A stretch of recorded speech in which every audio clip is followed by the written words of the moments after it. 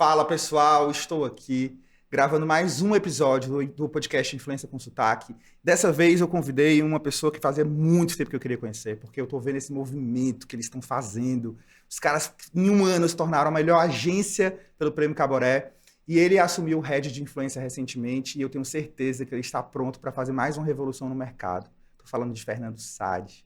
Muito obrigado por estar aqui comigo. Feliz demais, viu? Obrigado mesmo. O prazer é meu, estou super feliz. Obrigado pelo convite, Vini. Olha, Fê, eu tô acompanhando todo esse trabalho que vocês estão fazendo, assim, eu tô achando realmente genial, né? Tanto as marcas como o trabalho, mas principalmente o movimento com pessoas, esse movimento de marketing de influência, esse movimento geral. Eu sei que você já trabalhou em outras empresas e bebe dessa fonte. Sim. E eu queria te perguntar sobre essa evolução.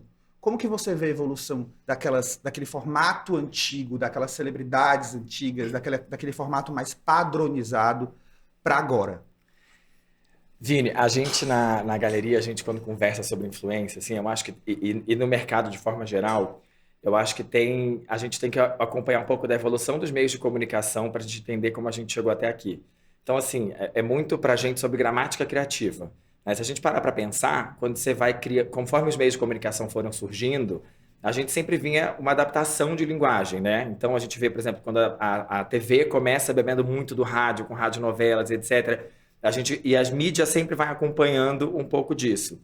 Quando a gente vem para a mídia digital, a gente no primeiro momento também vê, né? O mercado publicitário demorou um pouco para reagir, a gente entender que a gente precisava criar especificamente para as plataformas, etc., e aí, quando a gente surge, né, com esse advento de tecnologia, com os influenciadores, né, a gente tem ali uma quebra no meio básico de comunicação de emissor e receptor. Sim. Né? Antes a gente comunicava numa plataforma e a resposta, ela tinha outros meios de saque. Né? E a gente agora tem o emissor recebendo ali na hora. E eu acho que quando se começa, né, uns 10, 12 anos atrás, a gente começa a ter o surgimento dos memes, da galera. A gente demorou um pouco para entender essa quebra de paradigma. Então, eu acho que num primeiro momento eles surgem com uma visão muito de canal de mídia. E aí eu acho que a gente lembra muito daqueles posts que hoje em dia a gente até brinca, né? Que eram vários influenciadores fazendo a mesma coisa, do mesmo jeito. Ou seja, a mesma narrativa. Era a mesma narrativa. Era uma campanha publicitária desdobrada em canais de mídia, que não são. É aquela coisa básica, tipo, me dá a tua audiência e fala isso. Exatamente. E aí eu acho que a gente vem fazendo um trabalho de forma geral no mercado que ainda tem muito a evoluir, da minha visão, que é de entender exatamente essa dicotomia de emissor e receptor. Da gente entender que é um canal de mídia, sim, porém é muito mais que isso, né? A gente entende, a gente está falando de pessoas, né? A gente está falando de gerar conexão, gerar identificação. Eu acho que esse é o grande poder da influência. Eu acho que hoje a gente está começando a tatear ainda, eu diria, como a gente consegue fazer isso bem.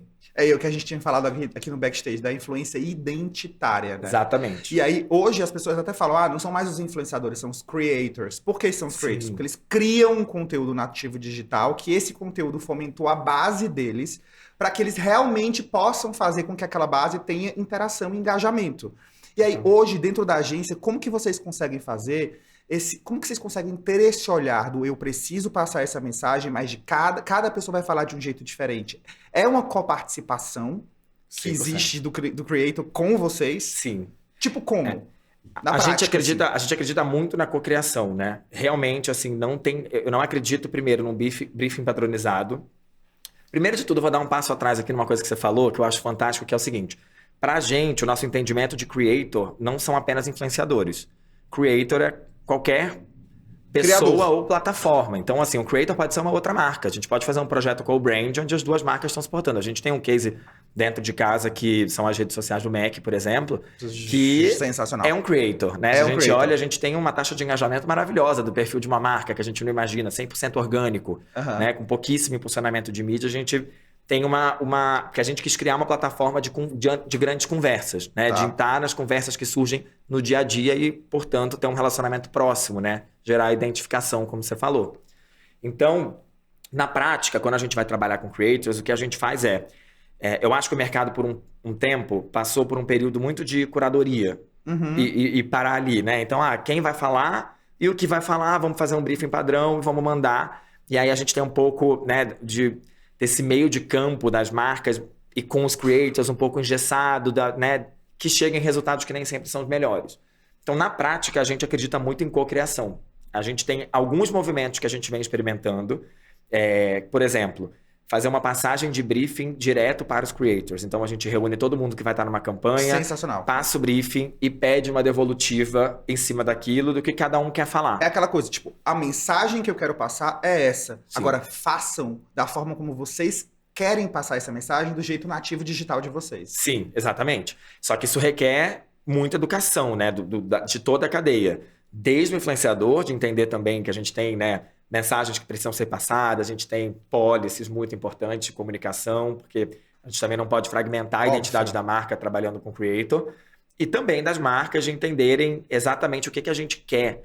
Eu acho que a gente precisa também falar um pouco mais dessa clareza que a gente precisa ter no trabalho com o influenciador. Quando é awareness, quando a gente, né, qual é a parte do funil que a gente quer trabalhar, quais são as partes. Qual é a expectativa da marca, né? Porque Exatamente. você pode escolher o creator pela audiência, pela diversidade, pelo olhar, pela criatividade, enfim, depende de cada fundamento básico que você quer chegar. Mas você fala uma coisa que eu tenho uma frase que eu carrego muito, que é assim: marcas que não se tornarem creators vão perder para creators que vão se tornar marcas. Sim, e já se tornam, né? E já se tornam. A gente hoje tem cases bizarros hoje em dia. Muito Boca Rosa, gente. Virgínia. Se a gente começar, a gente vai continuar a gente vai direto. E que são milhões e milhões e milhões de reais envolvidos naquela criação. E aí também parte muito do papel, talvez, do núcleo que você toca, de influência, de como trazer esses creators, mas para fomentar para que aquela marca também seja um creator. Exatamente. Porque eu acho que o maior desafio é, por exemplo, como que uma marca faz um TikTok sem humanizar? Não, é impossível. É impossível. E o TikTok tem uma gramática criativa própria. Né? Então, assim, a gente não tem como ignorar isso, né? Não tem como, eu vou entrar, mas assim, como que você faz para adequar o tom de voz da marca, os territórios que ela habita? Isso tem que ter um olhar próprio. A gente precisa olhar para o social com esse olhar para o território, mas a gente precisa olhar os territórios com um olhar próprio. Mas, por exemplo, o que é que você nunca... Tipo, cara, eu nunca contrataria uma pessoa assim. Eu nunca contrataria uma pessoa que não acredita em mudança. Sim. Porque assim, é igual um pouco lá no começo da nossa conversa, a gente estava falando, você para pensar quem eram as celebridades antigamente, né? Quem eram os influenciadores? No Brasil era muito fácil. Apresentadores, novela das 8, novela das 7, e você girava ali naquela órbita. Todo mundo cabia na Caras. Eu brinco com isso, assim, os famosos cabiam na Caras, lembra? E hoje, cara, eu fiz uma estratégia para Rock in Rio só com influenciadores, que colocou a marca no 4º lugar mais falado, sem investimento de mídia, só com influenciadores. E assim, eu não conhecia metade. Eu acho que a gente precisa também entender que quem trabalha com influência não conhece todo o universo de influenciadores. A gente, como você falou do TikTok, né? A gente tem pessoas com 14 milhões, 15 milhões. São números assombrosos, mas que falam com comunidades gigantescas, né? Quase 10% do país, 5% aí quando a gente está falando. Então, assim, eu acho que eu não contrataria alguém que não é aberto à mudança, porque eu preciso, e eu busco muito isso quando eu vou contratar, escolher pessoas do meu time, pessoas que não estejam nos meus nichos. Né? Porque é um pouco disso. A influência, ela tá tão capilarizada que a gente, de certa forma, trabalhando com isso, precisa garantir que essa capilarização vai estar na mesa. Então, eu preciso de olhares diferentes, eu preciso de vivências diferentes. Sotaques diferentes, sotaques diferentes. Exatamente. E esse mercado tem muita gente. Hoje tem muitos creators, né? Tem influenciadores em todos os lugares, todo mundo, querendo ou não, é um influenciador. Tá saturado? Vai saturar? Qual o teu olhar em relação a isso? Cara, eu acho que o mercado do jeito que ele é feito hoje... É natural que a gente mude. A gente até já falou disso, né? O jeito que a gente está fazendo hoje não era igual a gente fazia 2 anos atrás. Acho que a pandemia deu uma super alavancada com live, com o próprio, né, o conteúdo gerado de uma maneira mais caseira. A gente diminuiu aquela linguagem publicitária para fazer mega produzido. Caríssima. Exatamente. E eu acho que isso transforma. Eu acho que transforma de que forma? Acho que a gente tende a sair, e isso é uma coisa que você perguntou, ações práticas, né? Hoje eu não peço orçamento com escopo definido. Eu não acredito mais naquilo, eu quero 1 Reels e 2 combos stories, porque não sei como vai encaixar na agenda do influenciador naquele mês. Eu sei o período que eu preciso comunicar, eu sei o que eu preciso comunicar, mas eu quero que esteja... Eu acho assim uma coisa muito ruim quando a gente tá vendo um influenciador que tá fazendo uma viagem para fora e no meio dos stories dele entra uma entrega que ele gravou em casa. É ridículo. Não faz o menor Não sentido. faz o menor A pessoa sentido. tá com outra roupa, Não, tá em outro clima. nada a ver. Nada a ver. Então, assim, se eu preciso daquela entrega, eu acredito naquela pessoa como plataforma para comunicar, eu preciso que isso venha dela, no sentido de formato. E aí a gente entender se está adequado ou não.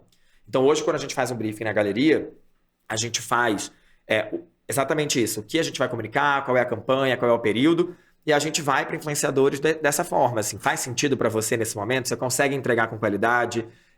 Qual é o melhor jeito de entrar na tua narrativa? Porque a gente sabe que as pessoas hoje em dia já têm programações, né? Já tem uma programação de publicidades e tal. Lógico. É uma agenda. E eu acho que a gente precisa ter a maturidade no mercado de saber dizer não. Uhum. A marca, a agência é o influenciador. Sim. Né? E a gente, acho que até também é um puxão de orelha nos influenciadores, de aprender a dizer não. A terem um olhar mais comercial mesmo, né? Porque eu acho que acaba que porque cara, não é uma editoria. Exatamente, se você encher muito exatamente. o seu negócio, né? A sua plataforma com aquilo que você vai depois comprometer, a entrega. Perde a qualidade. Perde a qualidade. Eu sou muito competitiva, não sei se você faz isso. Eu sou bem competitivo. Quando eu faço uma. Inclusive, eu tenho um objetivo depois.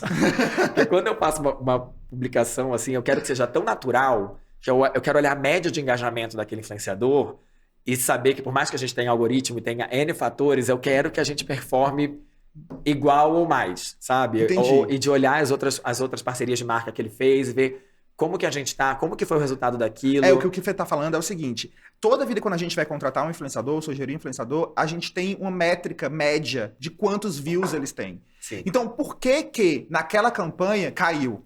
Exatamente. Né? Então, por quê? Então, isso é um estudo. E aí, falando de expectativa versus realidade. Já contratou vários influenciadores ao longo da vida e agora na galeria também. O que é que, tipo, você olha e fala assim, cara, eu esperava mais. E não foi o que eu esperava.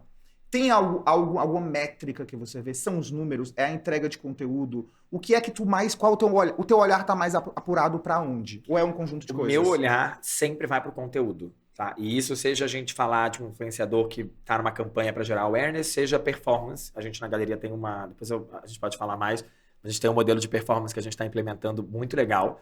Mas eu acho que as ocasiões onde eu fiquei decepcionado foi justamente a entrega do conteúdo. Exatamente por influenciador que às vezes só quer pegar o job, mas não tem a condição de entregar, né? Tipo, de timing principalmente. Ou fez de qualquer jeito. Ou fez de qualquer jeito. Ou a pessoa faz naquele... fez uma vez e manda e não tem espaço para refação, para rebriefing, para qualquer coisa. Ou até esse canal da gente conseguir brifar um influenciador direto, a gente sabe... Eu acho que é outra revolução que a gente precisa promover no mercado. De realmente, né? Acho que hoje a gente vê 70% dos jovens querendo ser influenciadores, então jovens aprendam. Vocês vão se tornar plataformas de marca. Vocês vão precisar desenvolver um lado comercial. Claro. Vocês precisam ter uma maturidade para sentar na mesa, um entendimento de que é um trabalho. Né? Então, eu acho que a gente já, assim, algumas ocasiões, acho que você já deve ter passado vários também, né? De problema de refação ou do conteúdo vir de outro jeito, briefing rasgado. Constantemente, né? Mesmo, isso acontece. E aí eu acho que vira um empecilho de quando a gente tenta promover a mudança da cocriação. Sim. Porque a gente precisa ter a garantia dessa maturidade das partes envolvidas para a gente poder levar para o cliente um resultado melhor e ter a confiança do cliente, que é óbvio, porque senão... Que é, no final das contas, o que a gente foi contratado para fazer. Exatamente. Né? E aí vamos falar um pouco de audiência, porque a gente está vendo esse movimento de algoritmos que não entrega. Sim. Que não entrega, que está difícil, e fica uma luta para essa audiência, e muitas vezes até o próprio influenciador, para entregar uma audiência boa, cria formatos e formas de tentar entregar, porque precisa entregar aquele número. E aí a gente no paralelo vem muito com a questão da performance, né? De vou impulsionar o conteúdo e tudo mais. Hoje, você falando que mais o teu olhar está muito mais apurado para o conteúdo, talvez você acredite ou não que eu tenho um conteúdo, entregar, eu posso colocar dinheiro dentro dessa base de rede social e entregar de forma paga, ou o orgânico ainda é o mais importante? Difícil essa pergunta, Vini. Eu acho que, no final das contas, a gente precisa olhar qual é a estratégia, né, daquela campanha, como que isso vai estar sendo inserido. E o movimento que a gente fez na galeria é exatamente por isso. Assim, quando a gente concebe a estratégia de influenciadores, ela nasce dentro da estratégia de uma campanha como um todo. E aí a gente consegue entender o que a gente quer dali. Eu acho que é muito importante a gente ter o envolvimento da mídia, sim. A gente, por exemplo, tem experiências na galeria com performance de TikTok, com uma redução de mais de 130% de custo por interação por usar criativos de influenciadores.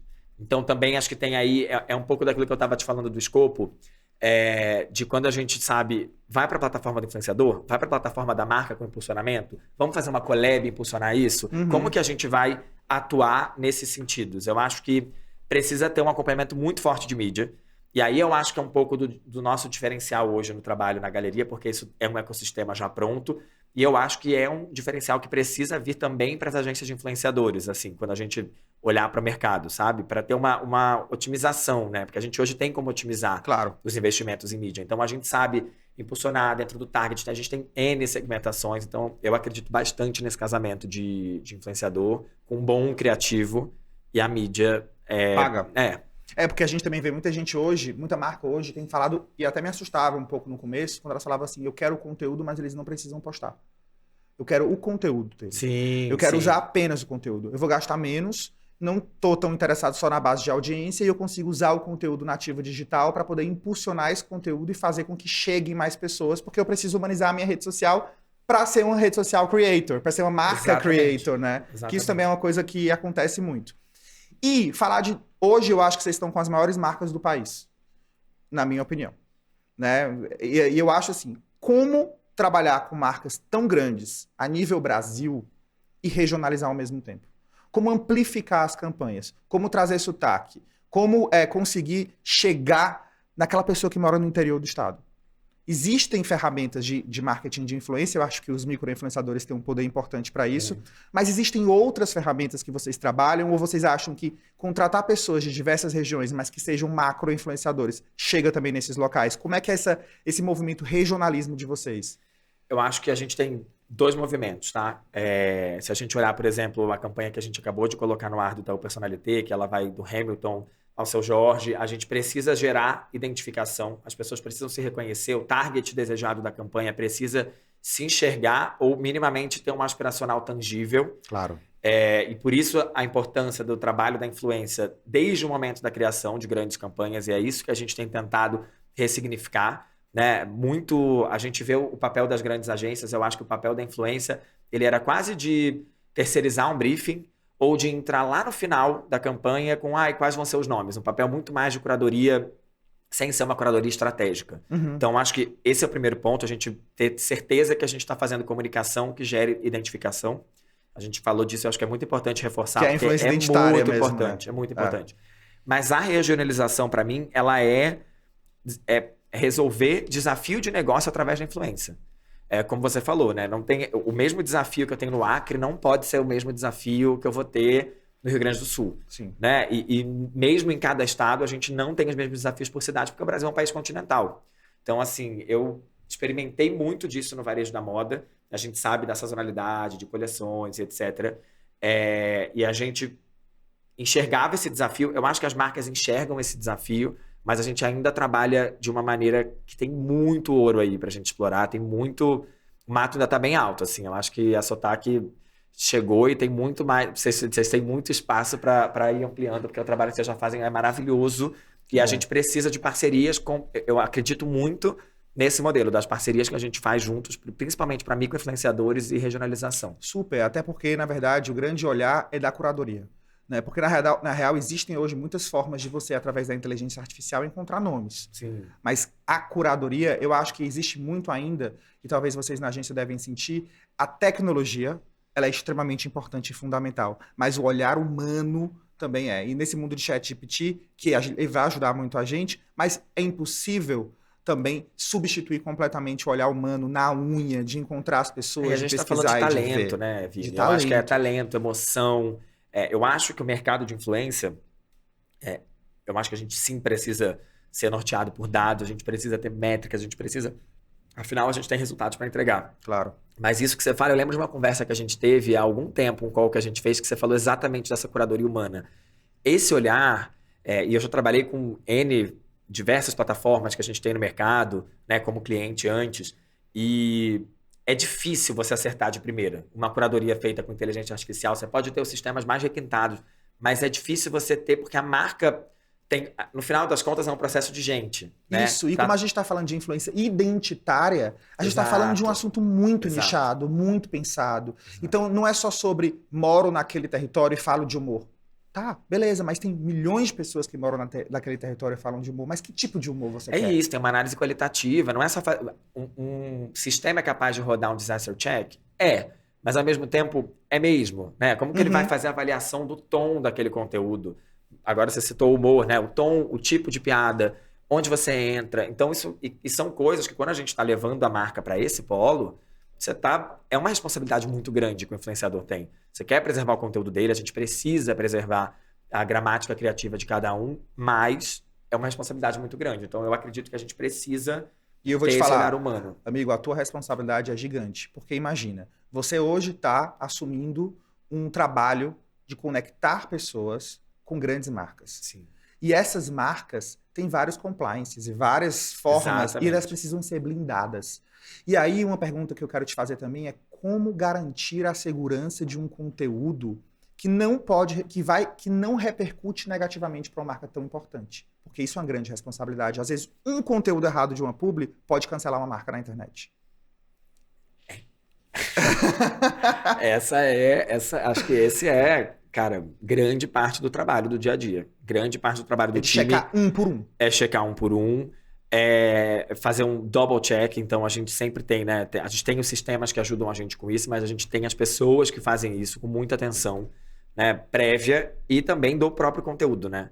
Então, assim, eu brinco muito que eu tenho raio-x problematizador, assim. Eu gosto de ter perfis diferentes olhando aquele conteúdo e olhar com o olhar de advogado do diabo mesmo. Eu acho que a gente precisa muito fazer isso, sabe? Tudo que pode ferir alguém, ferir algum grupo, de certa forma, a gente precisa exercitar esse olhar empático para a gente saber se aquele conteúdo tá ok.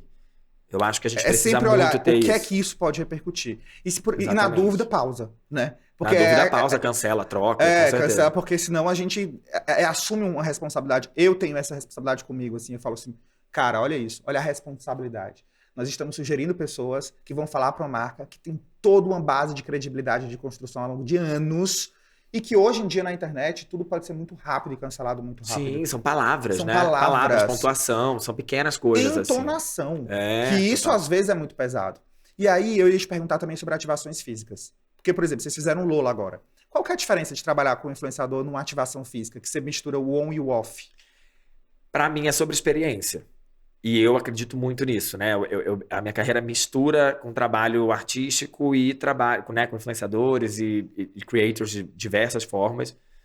Eu brinco que eu já trabalhei, né, do Faustão à Boca Rosa, então assim, é um range grande. É bem grande. E também bastante ativação física. Então, eu adoro, assim, eu acredito muito em quando a gente reúne as pessoas e elas estão ali num estado. Você entra, já reparou que você vai para um festival, você entra num outro estado, assim. Total. Tudo que você recebe de um jeito mais aberto, né? A gente está em estado de felicidade, a gente está vendo as pessoas, e pós-pandemia mais ainda, né? O Rock in Rio do ano passado acho que foi um estouro, Lollapalooza, então agora... Da pós-pandemia, assim, parece que as experiências elas estão vivas de um jeito diferente, vezes 500 mil, Exato. né? Assim, realmente E aí, quando a gente falou de futuro da influência, eu acredito que o futuro da influência estava ontem conversando com uma outra colega nossa, maravilhosa, a gente estava falando sobre isso, experiência.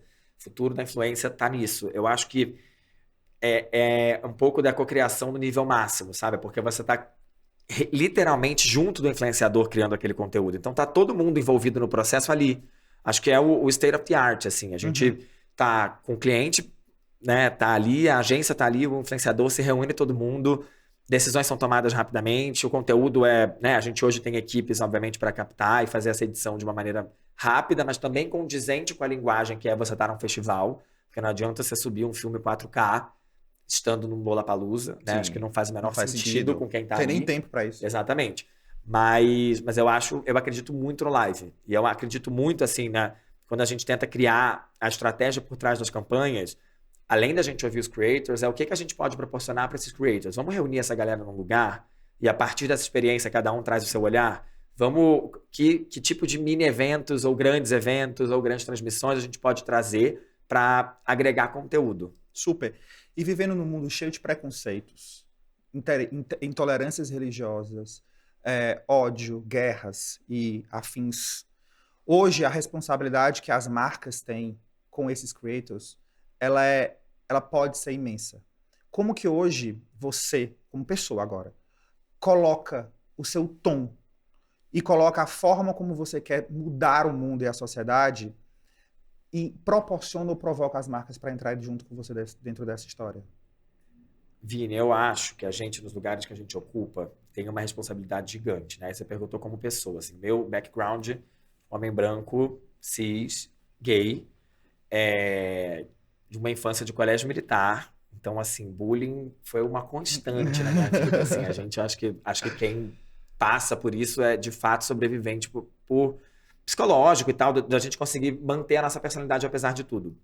Então, conforme eu fui construindo a minha carreira, eu fiz um compromisso muito grande de pessoal meu, de, cara, usando dos meus privilégios, ciente desses privilégios, abrir portas e trazer junto com a gente. Eu acho que a gente precisa, e os mercados, a gente sabe disso, é numérico.